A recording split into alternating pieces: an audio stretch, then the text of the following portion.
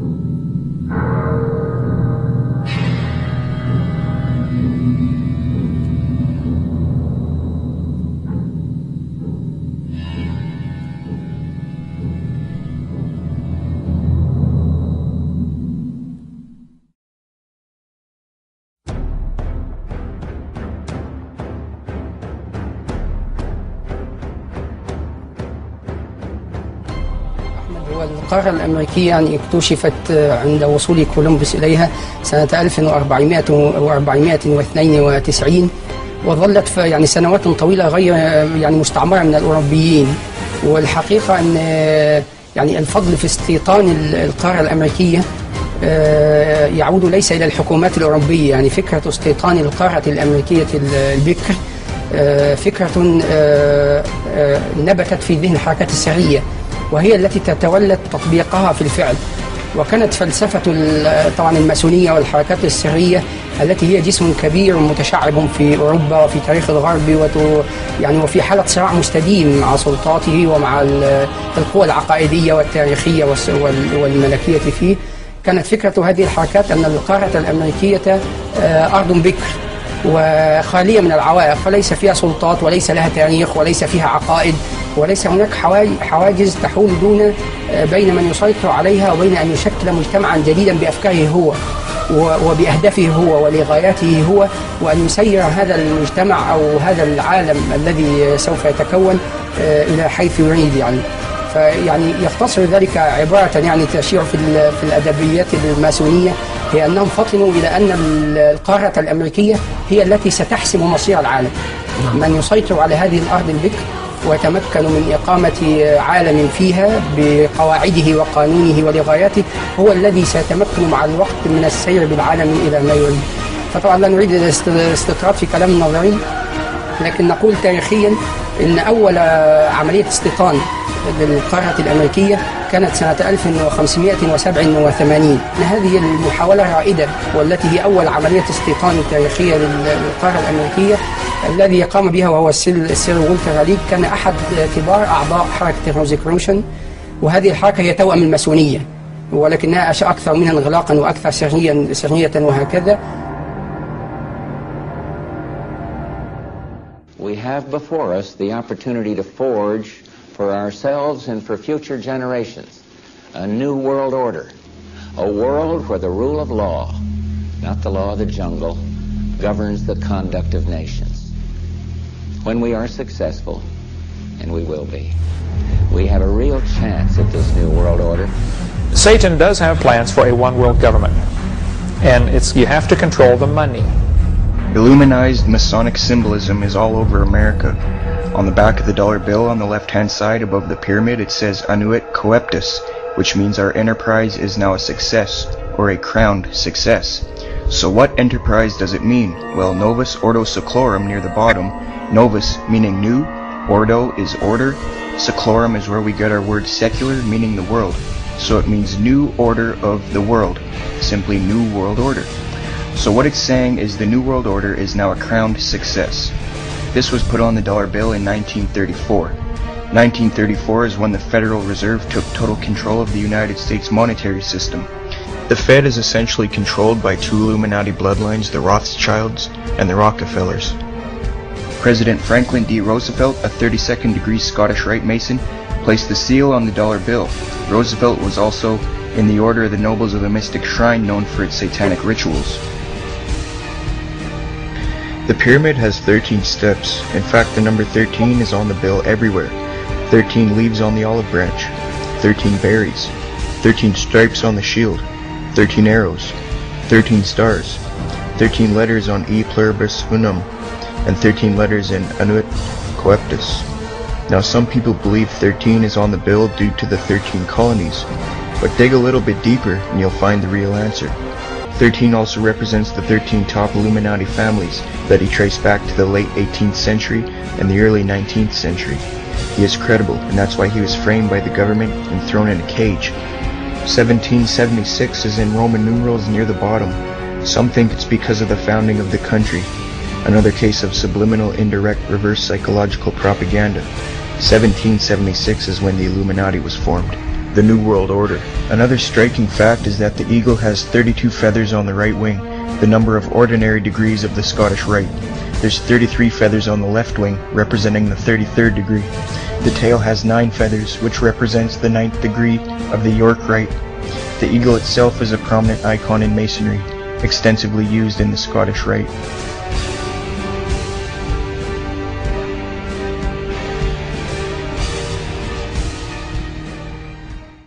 Many of the United States presidents have blood relations with each other. The Bush lineage has blood ties to a great number of former presidents. George Washington, Millard Fillmore, Franklin Pierce, Abraham Lincoln, Ulysses Grant, Rutherford Hayes, James Garfield, Grover Cleveland, Teddy Roosevelt, William Taft, Calvin Coolidge, Herbert Hoover, Franklin Roosevelt, Richard Nixon, and Gerald Ford. Barion points out in his work that Bush is closely related to every European monarch on and off the throne, and has kinship with every member of Britain's royal family. Bush's family tree can be documented as far back as the early 15th century. He has a direct descent from Henry III and from Henry VIII's sister Mary Tudor. He is also descended from Charles II of England. And we also find that George W. Bush is a direct descendant of Godfrey the Bullion. Godfrey was the first king of Jerusalem after he recaptured it from the Saracens, which was the name for the Islamic faith during the Middle Ages. It is interesting to note that the current occupation of the United States in the Middle East was re-established by the same family, George Bush Sr. in 1991, and again by George Bush Jr. in 2003. George Bush Jr. is then found to be a cousin to both opposing candidates of his 2 terms in office, Al Gore and John Kerry.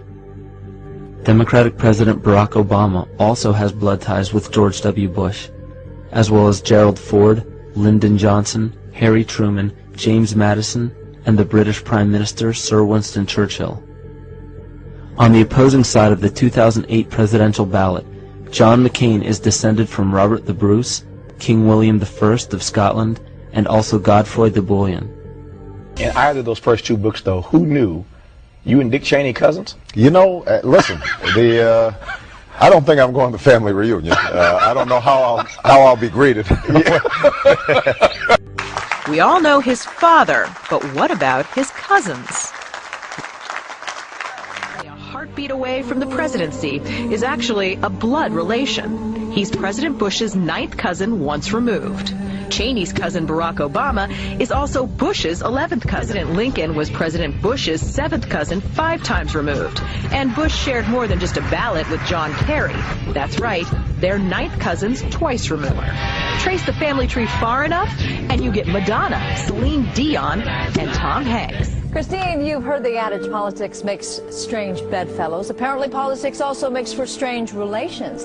Thanks to the New England Historic Genealogical Society, we now know the presidential candidates are related to a host of famous and historic figures. In this primary campaign. I opposed this war in 2002. But do you know their relatives? Obama is distantly related to 6 presidents: George W. and George H.W. Bush, Gerald Ford, Lyndon Johnson, Harry S. Truman, and James Madison.